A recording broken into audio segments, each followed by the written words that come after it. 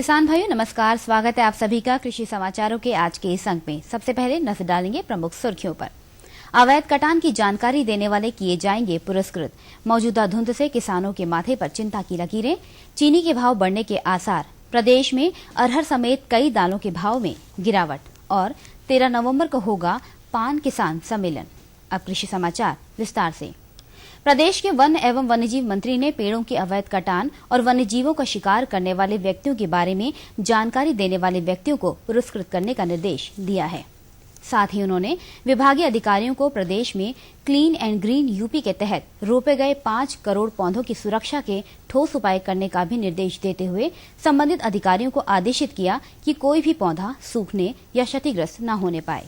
सचिवालय में विभाग के कामकाज की समीक्षा करने के दौरान उन्होंने पाया बीते सितंबर माह तक अवैध कटान के 1084 मामले सामने आए, जिनमें से 2803 पेड़ों को काटा गया। इन मामलों में कुल 1.30 करोड़ रुपए मूल्य की लकड़ी जब्त की गई। अवैध कटान में शामिल 1186 अभियुक्तों से 76.2 लाख रुपए प्रतिकर भी प्राप्त किया गया। धान की कटाई के चलते बिना कोहरे की धुंध को देखकर किसानों के माथे पर चिंता की लकीरें उभर आई हैं। इस समय एक ओर जहां कुछ किसानों को रबी बुआई हेतु खेतों के पलेवा के लिए पानी की जरूरत है, वहीं तमाम किसानों की धान की फसल घरों तक नहीं पहुंच पाई है। मौजूदा समय में धान की फसल की कटाई का काम तेजी से चल रहा है तथा कटाई के बाद खाली हो रहे खेतों में रबी फसलों की बुआई का कार्य भी जारी है। ऐसे में बिना कोहरे के चलते छाई धुंध को देखकर किसान काफी परेशान है। किसानों के अनुसार अगर बरसात हो गई तो तमाम किसानों की धान की फसल बेकार हो सकती है, क्योंकि मौजूदा समय में अधिकांश किसानों की धान की फसल खेतों में कटी पड़ी है। वहीं कुछ किसान तैयार फसल सुखा रहे हैं। मौजूदा धुंध को देखकर किसान इसे बदलते मौसम का असर मान रहे हैं, इसीलिए उनकी चिंता बढ़ी हुई है। उत्तर प्रदेश और महाराष्ट्र में गन्ने की पेराई देर से शुरू करने के कारण चीनी उत्पादन चालू सत्र के पहले महीने अक्टूबर में 44.38% पिछड़ गया। इस दौरान चीनी का उत्पादन 1.04 लाख टन रहा। चीनी की कीमतें पिछले 6 महीनों में लगभग 20 से 25% तक महंगी हो चुकी है। जानकारों का मानना है कि उत्पादन घटने से चीनी के भाव और बढ़ सकते हैं। चीनी उद्योग के संगठन भारतीय चीनी मिल संघ इस्मा ने ये जानकारी दी। चीनी सत्र 2015-16 यानी अक्टूबर से सितंबर में इसी माह चीनी उत्पादन 1.87 लाख टन था। 31 अक्टूबर 2019 तक चीनी मिलों ने 1.04 लाख टन चीनी का उत्पादन किया, जो पिछले वर्ष इसी माह में 1.87 लाख टन था। नई दाल आने से अरहर, मटर, मसूर और मूंग दाल सस्ती हो गई हैं, जबकि चने की दाल में 5 से 10 रुपए तक की तेजी आई है। आने वाले दिनों में इनके भाव में और गिरावट देखी जा सकती है। फुटकर बाजार में 115 रुपए प्रति किलो बिक रही अरहर की दाल अब 105 रुपए प्रति किलो पर आ गई है। अरहर की देसी दाल भी 95 रुपए प्रति किलो से गिरकर 85 रुपए प्रति किलो पर हो गई है। इसके साथ साथ गुड़ के भाव में भी गिरावट देखी गई है। 45 से 50 रुपए प्रति किलो के भाव से बिकने वाला गुड़ अब 38 से 40 रुपए प्रति किलो के भाव से बिक रहा है। प्रदेश में रेशम उत्पादन करने वाले किसानों को डॉक्टर राम मनोहर लोहिया रेशम उत्पादकता पुरस्कार से सम्मानित किया गया। ग्रामीण क्षेत्रों में स्वरोजगार सुलभ कराने हेतु एवं उद्योग के सर्वांगीण विकास के लिए पुरस्कार वितरण समारोह आयोजित किया गया, जिसमें विभिन्न जिलों से चयनित 47 रेशम कोया उत्पादकों एवं उद्यमों को अलग अलग श्रेणियों में 11,000 रुपए पुरस्कार के साथ प्रशस्ति पत्र देकर सम्मानित किया गया। राष्ट्रीय पान किसान यूनियन के आह्वान पर राजधानी के गांधी भवन प्रेक्षागृह में आगामी 13 नवंबर को होने वाले सम्मेलन में प्रदेश भर के पान किसान सम्मिलित होंगे। ये सम्मेलन पान को कृषि का दर्जा देने और बीमा के तहत इसकी खेती को लाने समेत कई मांगों के मद्देनजर आयोजित किया जा रहा है। यूनियन के महासचिव के अनुसार सम्मेलन में राज्यसभा सदस्य के अलावा यूनियन के सभी पदाधिकारी सम्मिलित होंगे। आइए अब जानकारी लेते हैं कृषि उत्पादों के ताजा मंडी भावों की।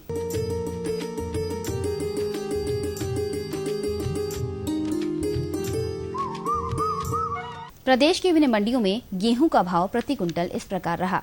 लखीमपुर की मंडी में 1,720 रुपए प्रति कुंटल, मुरादाबाद में 1,825 रुपए, सहारनपुर में 1,890 रुपए और फिरोजाबाद की मंडी में 1,900 रुपए प्रति कुंटल के भाव रहा।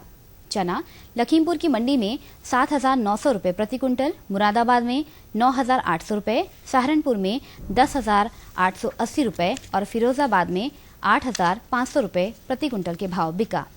सरसों लखीमपुर की मंडी में 4,370 रुपए प्रति क्विंटल, मुरादाबाद में 4,300 रुपए, सहारनपुर में 4,090, फिरोजाबाद में 4,140 रुपए प्रति क्विंटल के भाव रहा। गुड़ लखीमपुर की मंडी में 3,050 रुपए प्रति क्विंटल, मुरादाबाद में 2,700 रुपए, सहारनपुर में 2,695 रुपए और फिरोजाबाद की मंडी में 3,450 रुपए प्रति क्विंटल के भाव रहा। धान लखीमपुर की मंडी में 1,320 रुपए प्रति क्विंटल, मुरादाबाद में 1,470 रुपए, सहारनपुर में 1,470 रुपए और फिरोजाबाद में 1,400 रुपए प्रति क्विंटल के भाव रहा। बात अगर सब्जियों और फलों के भाव की करें तो आलू लखीमपुर की मंडी में 1,240 रुपए प्रति क्विंटल, मुरादाबाद में 1,050 रुपए, सहारनपुर में 1,120 रुपए और फिरोजाबाद में 950 रुपए प्रति क्विंटल के भाव बिका। प्याज लखीमपुर की मंडी में 930 रुपए प्रति क्विंटल, मुरादाबाद में 900 रुपए, सहारनपुर में 880 रुपए और फिरोजाबाद में 900 रुपए प्रति क्विंटल के भाव रहा। टमाटर लखीमपुर की मंडी में 1,080 रुपए प्रति क्विंटल, मुरादाबाद में 910 रुपए, सहारनपुर में 1,030 रुपए और फिरोजाबाद में 1,150 रुपए प्रति क्विंटल के भाव रहा। सेब लखीमपुर की मंडी में 6,100 रुपए प्रति क्विंटल, मुरादाबाद में 4,400 रुपए, सहारनपुर में 4,350 रुपए और फिरोजाबाद की मंडी में 4,800 रुपए प्रति क्विंटल के भाव बिका। केला लखीमपुर की मंडी में 1,800 रुपए प्रति क्विंटल, मुरादाबाद में 950 रुपए, सहारनपुर में 1,325 रुपए और फिरोजाबाद में 2,080 रुपए प्रति क्विंटल के भाव रहा। तो किसान भाइयों, ये थे आज के कृषि समाचार और मंडी भाव। अगले अंक पे नई जानकारियों के साथ फिर होंगे उपस्थित। तब तक के लिए हमें दीजिए अनुमति। नमस्कार। मेरे साथ बोलो ए बी। अरे नादान, बच्चे को एबीसी सिखा रहा है। अरे काम धंधे की एबीसी तू कब सीखेगा? ये देख विज्ञापन। तेरे जैसे कृषि विज्ञान सीखे हुए युवाओं के लिए भारत सरकार के कृषि मंत्रालय ने एक योजना बनाई है, ACABC। ACABC? जी हाँ, ACABC यानी एग्री क्लिनिक्स और एग्री बिजनेस सेंटर। इसके तहत कृषि विज्ञान पढ़े युवाओं का चयन होने पर उन्हें मुफ्त ट्रेनिंग दी जाती है और हाँ, अपना कारोबार चलाने के लिए बैंक से लोन भी मिलता है। इसके साथ ही अगर युवा अपने इलाके के किसानों की खुशहाली के लिए उन्हें खेती बाड़ी व अपने कारोबार से जुड़ी लाभदायक जानकारी देते रहेंगे तो उन्हें लोन पर 36 से 44% तक की सब्सिडी भी मिलेगी। तब तो मैं जरूर सीखूंगा काम धंधे की ABC। शाबाश, चलो अपनाएं स्वरोजगार, खेती में हो विकास अपार। खुशबू की फुहार में, स्वाद की बहार में, तरक्की की तानों में, खिलती मुस्कानों में, हरे भरे पौधों में, बड़े बड़े सौदों में, मधुर भिनभिनाहट में, खुशियों की आहट में, बागवानी मिशन, हमारी चाहत, आपकी मुस्कुराहट।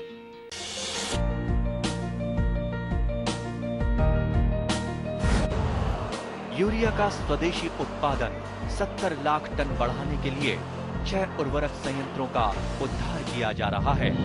FCIL के गोरखपुर, सिंदरी, तलचर और रामागुंडम संयंत्र, HFCL की बरौनी इकाई और BVFCL की नामरू फोर्थ। सोने पर सुहागा ये है कि देश में अब बनेगा सिर्फ नीम लेपित यूरिया, क्योंकि इससे होगा किसानों का फायदा ही फायदा। अनाज का उत्पादन 10% तक बढ़ेगा। बढ़ेगी 10 से 15% नाइट्रोजन क्षमता।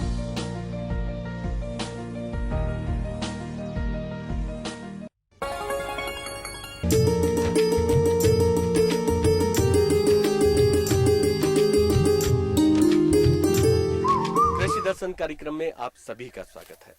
बहनों भाइयों, हमारे किसान भाई दिन रात कठिन परिश्रम करते हैं और परिश्रम करते हैं तो ये चाहते हैं कि उनके परिश्रम का उचित मूल्य प्राप्त हो। लेकिन भैया, उनका परिश्रम तभी सफल होगा कि जितने भी कृषि कार्य हैं वो वैज्ञानिक ढंग से करें। जैसे बहनों भाइयों, इस समय धान की कटाई का समय चल रहा है, तो धान की कटाई कैसे करनी चाहिए, क्या सावधानियां बरतनी चाहिए, उनका भंडारण कैसे करना चाहिए, इसकी समुचित जानकारी होना बहुत आवश्यक है। तो इसी परिप्रेक्ष्य में आज हम आपको जानकारी दिलवाने जा रहे हैं और इस विषय पर जानकारी देने के लिए आज हमारे बीच में उपस्थित हैं कृषि विज्ञान केंद्र हैदरगढ़ बाराबंकी के वैज्ञानिक doctor JP Singh ji. Doctor साहब, आपका स्वागत है। धन्यवाद। डॉक्टर साहब, सबसे पहले हम ये जानना चाहते हैं कि इस समय धान की कटाई अंतिम चरण में है, तो धान की कटाई करते समय हमारे किसान भाइयों को किस तरह की सावधानियां बरतनी चाहिए? किसान भाइयों, इस समय खरीफ के धान की कटाई का अंतिम चरण चल रहा है। हमारे अगेती जो शीघ्र पकने वाली प्रजातियां हैं उनकी कटाई हो चुकी है, लेकिन जो लंबी अवधि की हमारी प्रजातियां हैं उनकी कटाई अभी शेष है। कटाई करते समय किसान भाई ये ध्यान रखें कि कम से कम 85 से 90% दाने पक चुके हों और पकने के बाद ही आप उचित परिपक्वता में ही अपने फसल की कटाई करें।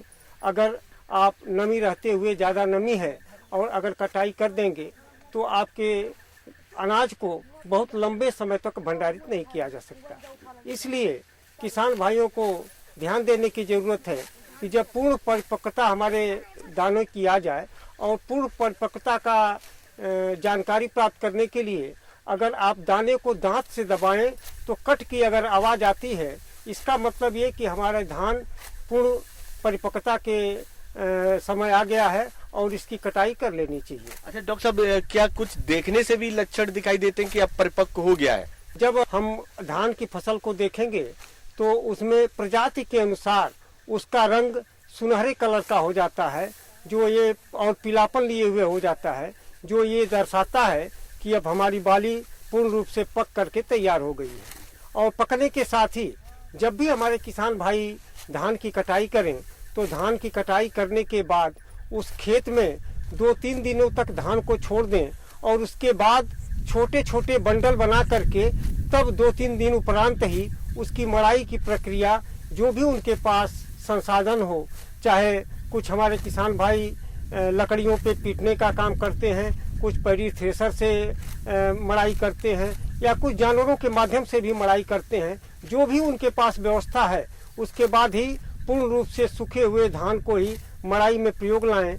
नहीं तो हमारे कुछ धान की बालियों में धान अवशेष रह जाता है जो छूटता नहीं है, जो हमारे उत्पादन को प्रभावित करता है। लेकिन कटाई के बाद जो हमारा अवशेष रह जाता है खेतों में, उसका प्रबंधन किस तरह से करना चाहिए डॉक्टर साहब? बहुत ही महत्वपूर्ण प्रश्न आपने किया। वर्तमान समय में कई सालों से अक्सर देखा जा रहा है कि हमारे किसान भाई कंबाइन से कटे हुए खेत को का जो अवशेष है, पुआल या ठूंठ रहता है, उसको जला देते हैं, जो हमारे पर्यावरण के लिए, हमारे भूमि के लिए और जनमानस के स्वास्थ्य के लिए भी बहुत हानिकारक है। इसके लिए किसान भाइयों को ध्यान देने की आवश्यकता है कि आप कभी भी धान के ठूंठ को, धान के पुआल को अपने खेत में न जलाएं। इसका बहुत बड़ा नुकसान होता है। नुकसान निसंदेह ये होता है कि जो भी हमारे भूमि में सूक्ष्म जीव हैं, जो हमारे जीवांश कार्बन की मात्रा को बढ़ाते हैं, जो हमारी रासायनिक उर्वरकों की मात्रा को तोड़ करके पौधों को अवशोषित रूप में प्राप्त कराते हैं, और जो भी हमारे लाभदायक जीवाणु हैं उनकी संख्या में कमी आती है। और जब इनकी संख्या में कमी आती है तो हमारे भूमि का तापमान भी बढ़ जाता है, हमारी उर्वरा शक्ति भी प्रभावित होती है, तो आने वाले फसलों में हमारा उत्पादन भी प्रभावित होता है। अच्छा डॉक्टर साहब, हमारी कटाई हो गई, आपने जो ये बात बताई कि अवशेष को बिल्कुल जलाएं नहीं, तो कटाई के बाद अब हमारी बात आती है खलियान की। तो खलियान में किस तरह के कार्य हैं और कैसी सावधानी हमें बरतनी चाहिए? अभी कटाई के बाद खलिहान स्तर पे जब हमारे किसान भाई बीजों को ले जा करके और मड़ाई करते हैं, उस समय अक्सर देखा जाता है कि हमारे किसान भाई 2-3 प्रजातियों के धान के बीज का प्रयोग करते हैं रोपाई के लिए।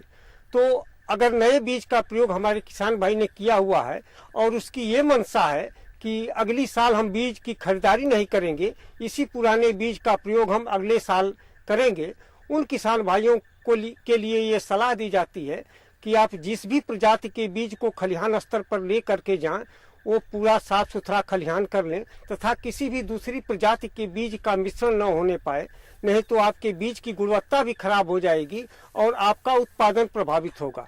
इसलिए किसान भाइयों को चाहिए कि हर प्रजाति का अलग अलग मड़ाई करें और मड़ाई करने के उपरांत उसके भंडारण की भी अलग व्यवस्था करें, जिससे मिश्रण न होने पाए और हमारा उत्पादन प्रभावित न हो। अच्छा डॉक्टर साहब, धान की पिटाई में भी कुछ ऐसी बातें हैं जो ध्यान में रखनी चाहिए जिससे हमारे जो है हमें अच्छा उत्पादन मिले और लाभ अधिक मिले? देखिए, धान की मड़ाई करते समय हमारे किसान भाई अक्सर किसी कड़े सतह पे उसकी पिटाई करते हैं, तो उसमें ये होता है कि हमारे धान को भी प्रभावित करता है और उसका अगर छिलका छूट गया तो अगर बीज के लिए उस धान का प्रयोग करेंगे तो बीज की गुणवत्ता खराब हो जाती है, उसका जमाव ठीक प्रकार नहीं हो पाता है, इसलिए हमारी उपज प्रभावित होती है। इसलिए किसान भाइयों को चाहिए कि किसी ऐसे यंत्र द्वारा या किसी ऐसे संसाधन द्वारा आप मड़ाई करें जिससे धान की गुणवत्ता भी न खराब हो और हमारा बीज के लिए रखने वाला बीज प्रभावित भी न हो। डॉक्टर साहब, ये तो आपने बताई धान की मड़ाई की बात। अगर अब हम भंडारण की बात करें तो भंडारण हमें किस तरह से करना चाहिए जिससे हमारी फसल है वो सुरक्षित रहे और ज्यादा लाभ प्राप्त हो? बहुत ही महत्वपूर्ण प्रश्न आपने किया, क्योंकि हम पूरी मेहनत करके अपना पूरा उत्पादन तो प्राप्त करते हैं, लेकिन जब उत्पादन मिलने के बाद जब भंडारण की बात आती है तो इसमें हमारा लगभग 15 से 20% उत्पादन प्रभावित होता है। इस 15 से 20% उत्पादन प्रभावित होने वाले उत्पादन को नियंत्रित करने के लिए किसान भाइयों को चाहिए कि आपका धान कम से कम 12% नमी तक सूख जाना चाहिए। और 12% नमी का मतलब ये है कि इसको धूप में सुखाने की आवश्यकता नहीं है, आप इसको छाये में अच्छी प्रकार बढ़िया से सुखा लें, उसके बाद ही आप भंडारित करें। भंडारित करने वाला आपके पास जो भी यंत्र है या जो भी आपके पास बीन्स हैं या कोठिला हैं, उसको आप पूरी तरह साफ कर लें।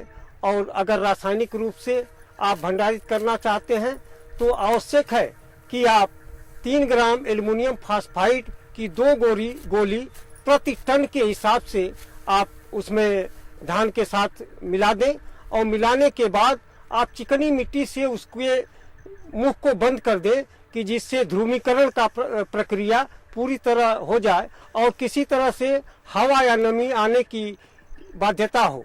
अगर हवा और नमी पहुंचेगी तो भी आपका धान पूरी तरह से भंडारित नहीं हो पाएगा, उसकी गुणवत्ता खराब हो जाएगी। इसलिए किसान भाई जिस भी स्तर पे अपने अनाज का भंडारण करना चाहते हो करें, लेकिन हवा और नमी का प्रवेश नहीं होना चाहिए। जी डॉक्टर साहब, जो धान की मड़ाई के कितने दिन बाद हमें भंडारण करना चाहिए? तुरंत बाद कर देना चाहिए या कुछ समय बाद करना चाहिए? किसान भाइयों, आवश्यक ये है कि आपके धान में नमी का जो प्रतिशत है वो 12% तक हो जाए। और 12% का मेरा उद्देश्य ये है कि जो आप धान के दाने को अपने दांत में दबाएं तो खूब बढ़िया कट की आवाज आए। कट की आवाज आने का मतलब ये हुआ कि लगभग 12-13% धान में नमी है और इस अवस्था में अगर आप जब भी भंडारण करना चाहते हैं, ये उपयुक्त नमी का स्तर है, आप इस नमी स्तर पे आप अपने धान को उचित तरह भंडारित कर सकते हैं। डॉक्टर साहब, जिस खेत में हम खड़े हैं यहाँ पर भी धान की कटाई का कार्य चल रहा है, तो इस अगर फसल को देखें तो इसके लिए आपकी क्या सलाह होगी? कैसे कटाई और आगे के भंडारण मड़ाई आदि का कार्य करें हम? किसान भाई, इस समय जिस खेत की कटाई हमारे किसान भाई कर रहे हैं, इस समय आवश्यक है कि कटाई करने के बाद आप खेत को ऐसे ही छोटे छोटे बंडलों के में आप छोड़े हुए हैं, ऐसे आप छोड़ दें और 2-3 दिन बाद जब धूप के द्वारा इसमें पूरी तरह नमी चली जाए। और अक्सर ये भी देखा जाता है कि जैसे इस धान के खेत की अगर हम बात करें तो इसके डंठल तो हरे हैं लेकिन पत्तियां भी हरी दिख रही हैं, लेकिन हमारा धान पक करके तैयार हो गया है। तो कुछ प्रजातियां ऐसी भी हैं कि जिनकी बालियां तो पक करके तैयार हो जाती हैं लेकिन उनके पत्ते और डंठल हरे दिखते हैं। डॉक्टर साहब, जैसे इस खेत की बात करें तो अगर इस खेत की जो फसल है इसकी बालियों को देखिए तो क्या ये पूर्ण परिपक्व अवस्था में आ गई है, कटाई योग्य है कि नहीं? किसान भाइयों, अक्सर ये देखने को मिलता है कि हमारे कुछ खेत तो हरे भरे दिखते हैं, लेकिन उनकी बालियां पक करके तैयार हो जाती हैं। जैसे अगर इसी खेत की हम बात करें तो इसके तने और पत्ती तो अभी हरे दिख रहे हैं, लेकिन अगर दाने की हम बात करें तो दाना पूरी तरह पक करके तैयार हो गया है। इसका कलर हल्का गेहुआ कलर का हो गया है। तो इस अवस्था में आप फसल की कटाई कर सकते हैं। इसके तने और पत्तियों को देखने की आवश्यकता नहीं है। इसके लगभग 85 से 90% दाने पक चुके हैं। ये पूर्ण परिपक्वता अवस्था है। इस अवस्था में आप अपने धान की कटाई करके उचित उत्पादन प्राप्त कर सकते हैं। जी, तो डॉक्टर साहब अगर हम फसल की बात करें तो इनको और क्या सावधानी हमारे किसान भाइयों को बरतनी है जिससे इन्हें अधिक लाभ प्राप्त हो? किसान भाइयों, चूंकि धान के कटाई से संबंधित एवं फसल अवशेष प्रबंधन से संबंधित प्रक्रिया पे जानकारी चल रही है, इस संबंध में मैं एक जानकारी अपने किसान भाइयों को देना चाहूँगा कि हमारे किसान भाई फसल अवशेष को अगर अपने खेत में मिट्टी पलट हल से जुताई के बाद उसके डिस्क प्लाऊ से जुताई कर दें और जुताई करने के बाद अगर 25 से 30 किलोग्राम यूरिया प्रति हेक्टेयर की दर से इस टॉप ड्रेसिंग कर दें और टॉप ड्रेसिंग करने के बाद पुनः मिट्टी में मिला दें तो धीरे धीरे करके हमारा जो भी फसल अवशेष होता है वो सड़ जाता है और इस 25 से 30 किलोग्राम यूरिया की मात्रा को आप बुआई के समय बेसल डोज के रूप में कम करके अच्छा उत्पादन प्राप्त कर सकते हैं। मतलब जो आगे आने वाली फसल है उसके लिए भी अच्छा उत्पादन हमें मिल सकता है। फसल में जब आप रबी की बुआई कर रहे हो उसमें आप 25 से 30 किलोग्राम यूरिया की मात्रा को कम कर दीजिए और इसके साथ ही जो जीवांश कार्बन की मात्रा होगी उस फसल अवशेष से बढ़ जाएगी और हमारे भूमि की उर्वरता भी बढ़ जाएगी और आप टिकाऊ खेती करने के लिए सफल हो जाएंगे। डॉक्टर साहब, आपने इतनी उपयोगी जानकारी हमारे किसान बहन भाइयों को दी, इसके लिए आपको बहुत बहुत धन्यवाद। बहुत बहुत धन्यवाद।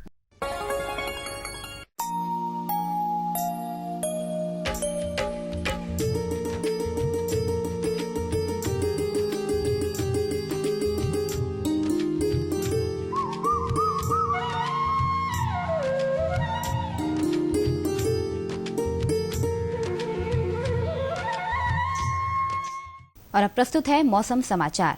पिछले दिनों प्रदेश का अधिकतम तापमान 29 डिग्री सेल्सियस तथा न्यूनतम तापमान 14 डिग्री सेल्सियस दर्ज किया गया। बीते दिनों के मुकाबले अधिकतम तापमान सामान्य से 1 डिग्री सेल्सियस अधिक तथा न्यूनतम तापमान भी 1 डिग्री सेल्सियस अधिक रहा। वातावरण में अधिकतम आर्द्रता 90% तथा न्यूनतम 40% दर्ज की गई। वायु दिशा उत्तर से उत्तर पश्चिम तथा गति 8 से 10 किलोमीटर प्रति घंटा रही। मौसम वैज्ञानिकों के अनुसार आने वाले 48 घंटों में प्रदेश के अधिकांश क्षेत्रों में बेमौसम छाई धुंध से छुटकारा मिलने की उम्मीद है। साथ ही जम्मू कश्मीर के पास विकसित हो रहे पश्चिमी विक्षोभ के चलते 12 नवंबर से हवा की रफ्तार में भी कुछ कमी आ सकती है, मगर तापमान गिरने से सुबह शाम धुंध के साथ साथ कोहरा भी मिलने की पूरी संभावना है। न्यूनतम तापमान में गिरावट दर्ज की जा सकती है। किसान भाइयों, ये मौसम मसूर की बुआई के लिए अनुकूल है, अतः इसकी उन्नत किस्में पूसा मसूर 5, जवाहर मसूर 3, नरेंद्र मसूर 1 आदि में से किसी एक किस्म की बुआई का कार्य शीघ्र करें। किसान भाई इस मौसम में गाजर की किस्मों जैसे पूसा यमदामिनी, मूली की यूरोपियन किस्मों जैसे पूसा मृदला, चुकंदर की किस्म क्रिसमस ग्लोब तथा शलजम की स्नोबॉल किस्मों की बुआई इस समय कर सकते हैं। इस समय सरसों साग, पालक किस्म ऑल ग्रीन, पूसा भारती, शलजम पूसा, स्वेती या स्थानीय लाल किस्म की बुआई का कार्य करें। अतः किसान भाई बीजों को उपचारित करके पौधशाला में बुआई करें। 15 से 25 दिन पहले बोई जा चुकी सब्जियों की खेती में नाइट्रोजन की बची हुई मात्रा का छिड़काव करें। तो किसान भाइयों, ये थे आज के मौसम समाचार। अगले अंक में हम कुछ और नई जानकारियों के साथ फिर मिलेंगे। तब तक के लिए दीजिए अनुमति। नमस्कार।